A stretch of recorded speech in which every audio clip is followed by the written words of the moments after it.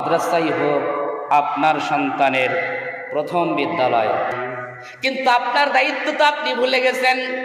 আপনার দায়িত্ব ছিল সন্তানগুলোকে ইসলামী শিক্ষায় শিক্ষিত করা। আপনার সন্তান যদি আপনি মাদ্রাসায় দেন, তাহলে এই পবিত্র জীবন গঠনের এই পাঠশালায় যখন আপনার সন্তান পড়ালেখা করবে, এই সন্তানটা ভবিষ্যৎ জীবনে কখনোই পথভ্রষ্ট হবে না। এই জন্য বাবা মার দায়িত্ব হলো দ্বীনি ইলম শিক্ষা করার জন্য সন্তানগুলোকে অবশ্যই মাদ্রাসায় ভর্তি করানো লাগবে। বাবা মা দায়িত্ব পালন যদি করত, প্রথম অবস্থায় যদি সন্তানগুলোকে মাদ্রাসায় পড়াতো, আর ওই সন্তান কোরআনের এই আয়াত জানতো, পড়তো অর্থ সহকারে, ওই সন্তান কখনোই বৃদ্ধ বয়সে পিতামাতার সঙ্গে খারাপ আচরণ করতো না। সন্তান আদর্শ নাগরিক বানানোর জন্য আমার আপনার সন্তানগুলোকে প্রথমেই মাদ্রাসায় ভর্তি করাতে হবে। জোরে বলুন, কোথায় ভর্তি করাইতে হবে? আল্লাহ সুবহানাহু ওয়া তাআলা কোরআনুল কারীমের ভিতরে বলেন, وَإِذْ قَالَ لُقْمَانُ لِابْنِهِ وَهُوَ يَعِظُهُ يَا بُنَيَّ لَا تُشْرِكْ بِاللَّهِ। লুকমান আলাইহিস সালাম তার জাতির লোকদেরকে যেমন করে হেদায়েত করার জন্য আহ্বান করেছিলেন, ঠিক তেমনি ভাবে তার সন্তানকে তিনি ওয়াজ শুনিয়েছিলেন, দিয়েছিলেন। কোরআনুল কারীমে ভাবে বলছে, ইয ক্বালা লুকমান লিইবনিহি, যখন লোকমান তার সন্তান ডাক দিয়ে যখন বললেন ইবনিহি, তার সেই উপদেশ দেওয়ার সময় তিনি বলেছিলেন, ইয়া বুনাইয়া, ও আমার কলিজার টুকরা আদরের সন্তান, লা তুশরিক বিল্লাহ, আল্লাহর সঙ্গে কাউকে শরীক করবে না। ইন্নাশ শিরকা লাযুলমুন আযীম, জেনে রাখো শিরক হচ্ছে মহাজুলুম, অনেক বড় অপরাধ। এই কথাটি লোকমান আলাইহিস সালাম সন্তানকে ছোট্ট বয়সে শিক্ষা দিলেন। তার মানে লোকমান বোঝাতে চাইলেন, তোমার সন্তানগুলোকে তোমাকে এই দায়িত্ব দেওয়া হয়েছে, তুমি সন্তানগুলোকে আল্লাহর সঙ্গে পরিচয় করে দেবে। আল্লাহর সঙ্গে, আল্লাহর জাত এবং সিফাতের সঙ্গে সন্তানগুলোকে পরিচয় করে দেওয়ার দায়িত্ব পিতামাতার। একজন পিতামাতা হিসাবে আমরা সন্তানের দায়িত্ব কর্তব্য নিয়ে অনেক কথা শুনি, কিন্তু স্বাভাবিকভাবে ইসলাম যে একজন পিতামাতারও দায়িত্ব দিয়েছেন সন্তানকে কিভাবে লালন পালন করতে হবে, সন্তানেরও কিছু অধিকার আছে, কিছু হক আছে কোরআন এবং সুন্নাহ অনুযায়ী। এখানে স্পষ্টভাবে রব্বুল আলামিন জানাই দিলেন, একজন সন্তান বাবা মার কাছ থেকে কি পাইতে পারে। যদি কোরআন এবং সুন্নাহ অনুযায়ী আমরা লক্ষ্য করি, তাহলে দেখব সন্তানের অধিকার যেগুলো আছে, তার মধ্যে সন্তান জন্ম নেওয়ার সঙ্গে সঙ্গে যে কাজটি হয় সেটি হলো সুন্নাহ অনুযায়ী সন্তানের ডান কানে আজান এবং বাম কানে ইকামত দিতে হয়। এরপরে আপনার কাজ দাঁড়িয়ে যায়, সন্তানের ভরণ পোষণের দায়িত্বটা বাবা মার কাঁধে চলে আসে। একজন সন্তান কি খাবে সেই ব্যবস্থা বাবা মা করবে, এটা বাবা মার দায়িত্ব এবং কর্তব্য। 3 নম্বরে কাজ চলে আসে, একজন সন্তান জন্ম নেওয়ার পরে 7 দিনের মাথায় আকিকা করতে হবে। 4 নম্বর দায়িত্ব আসে, একজন বাবা মা সন্তান পৃথিবীতে আসার পরে সন্তানের জন্য একটা সুন্দর নাম রাখবেন। 5 নম্বর দায়িত্ব আছে, সন্তানের খাতনা দেবে। 6 নম্বর দায়িত্ব আসে, একজন সন্তান যেন ইলম শিক্ষা গ্রহণ করে, সেই জন্য বাস্তবমুখী কিছু সিদ্ধান্ত নিতে হবে। সন্তান যেন ইসলামী জ্ঞানী হতে পারে, তার জন্য বাস্তবমুখী শিক্ষা গ্রহণ করতে হবে। এটি হচ্ছে আজকের আলোচনার বিষয়বস্তু। 7 নম্বর, সন্তানের জন্য বাবা মা সব সময় দোয়া করবে। 8 নাম্বার, লোকমান আলাইহিস সালাম যেমন করে সন্তানের জন্য উপদেশ দিয়েছিলেন, ঠিক তেমনি ভাবে একজন পিতামাতার দায়িত্ব এবং কর্তব্য হলো সন্তানের জন্য উপদেশ দিতে থাকবে। এই কাজগুলো একজন পিতামাতার, কোনো পিতামাতা যদি এই কাজে অবহেলা করে, কোরআন সুন্নাহর বিধানগুলো মানার ক্ষেত্রে সে অবহেলা করল, আমরা শুধু বলি আমার সন্তানটা সঠিকভাবে আমাকে সম্মান দেয় না, আমার সন্তান পৃথিবীর বুকে জন্মগ্রহণ করে, আমার সন্তান অবাধ্য হয়ে গেছে, আমরা শুধু অভিযোগের ডালি নিয়ে বসে থাকি। কিন্তু আমার ওদের কিছু দায়িত্ব ছিল, কিছু কর্তব্য ছিল। এই কর্তব্য এবং দায়িত্বগুলো পালন আমরা করার ক্ষেত্রে নিজেরা কখনোই অগ্রগামী হই না।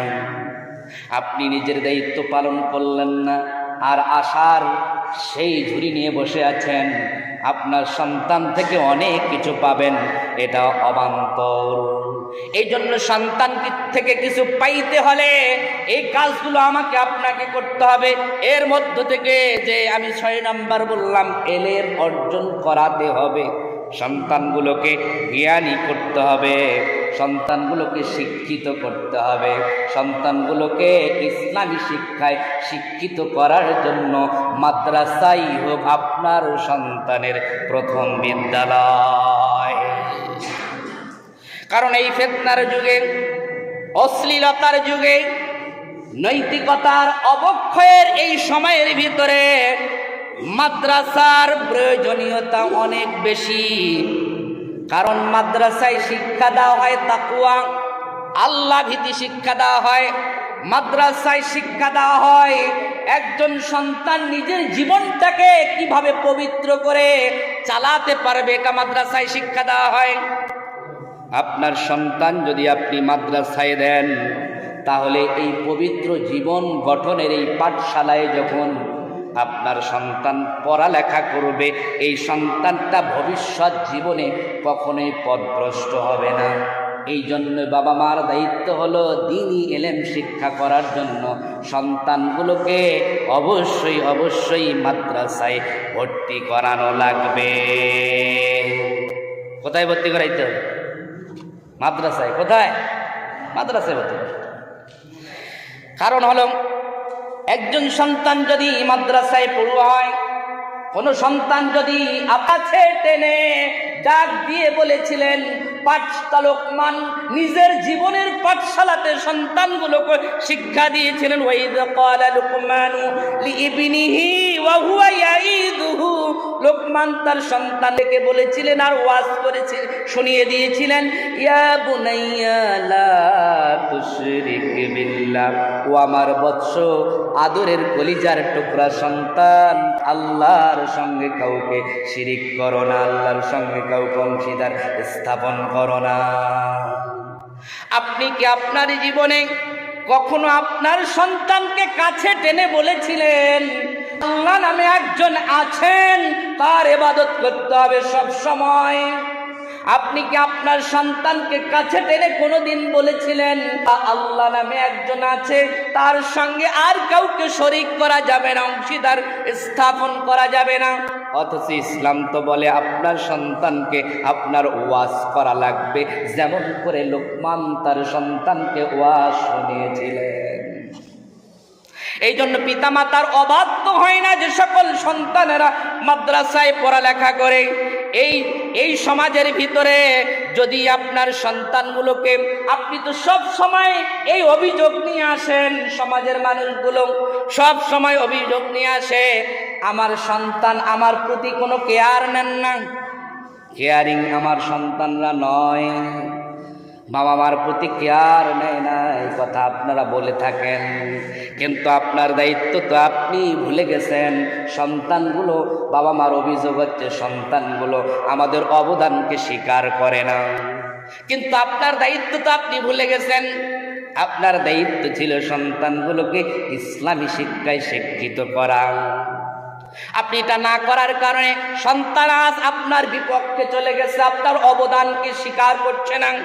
এই জন্য আল্লাহ রাসূল সাল্লাল্লাহু আলাইহি ওয়াসাল্লামও জানিয়ে দিয়েছেন বাবা মার যে অবদান, এত বড় অবদান, এটা অনেক বড় একটা ইবাদত। এই ইবাদতটা আল্লাহ রাসূল সাল্লাল্লাহু আলাইহি ওয়াসাল্লাম এই জন্য সন্তানগুলোর দৃষ্টি, সন্তানদের দিকে তাকিয়ে সন্তানদেরকে ওয়াজ করেছেন, জানিয়ে দিয়েছেন। আল্লাহ রাসূল সাল্লাল্লাহু আলাইহি ওয়াসাল্লাম হাদিসের মধ্যে বলেন, সাআলতু রাসূলুল্লাহি সাল্লাল্লাহু আলাইহি ওয়াসাল্লাম, কুলতু ইয়া রাসূলুল্লাহ আইয়ুল আমালু আফদাল, ইয়া রাসূলুল্লাহ সবচাইতে ভালো আমল কোনটা, সবচাইতে ভালো কাজ কোনগুলো? রাসূল সাল্লাল্লাহু আলাইহি ওয়াসাল্লাম বলেছিলেন, ক্বালা আসসালাতু আলা মিকাতিহা, এক নাম্বার ভালো কাজ হচ্ছে মানুষ ওয়াক্ত মতো নামাজ আদায় করবে, এটা একটা ভালো কাজ। আল্লাহ রাসূলকে বলা হলো, ক্বালা সুম্মা আইয়ু, ইয়া রাসূলুল্লাহ এরপরে ভালো কাজ কোনটি? আল্লাহ রাসূল বললেন, সুম্মা, এরপরে বিররুল ওয়ালিদাইন, পিতামাতার প্রতি সৎ আচরণ করা একটা ভালো কাজ। সবাই বলে সুবহানাল্লাহ। এরপর আল্লাহ রাসূলকে ওই সাহাবী জিজ্ঞাসা করলেন, কুলতুম সুম্মা আইয়ু ইয়া রাসূলুল্লাহ এরপরে ভালো কাজ কোনটি? আল্লাহ রাসূল বলেন, ক্বালা আল জিহাদ ফি সাবিলিল্লাহ, এরপরে আল্লাহ রাসূল বললেন জিহাদ হচ্ছে একটা ভালো কাজ। সন্তানটা যদি একটা ভালো সন্তানে পরিণত হয়, আপনার সন্তানটা যদি একটা নেক সন্তানে পরিণত হয়, তাহলে এটা আপনার জীবনের সাদকা বা দান করলে যেমন সব হয়, তেমন সব আপনার সন্তানটাই এনে দেবে। সকলে বলে সুবহানাল্লাহ।